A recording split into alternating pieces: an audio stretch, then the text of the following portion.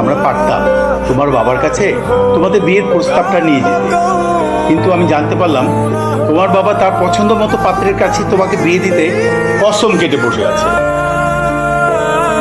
তার মাঝে তোমরা একে অপরকে ভালোবাসো, তাই গোপনে বিয়ে করার প্ল্যানটা নেই। আর বিয়েতে ভিন্নতা না থাকলে এই বুড়ো হয়ে তোমরা নাতি নাতনিদের কি গল্প শোনাবে? আর তাই এই ধ্রুবর গায়েব হয়ে যাওয়ার নাটকটা সাজে। আর মনে করো এটা তোমার জন্য আমাদের পারিবারিক একটা এই প্রথম সারপ্রাইজ।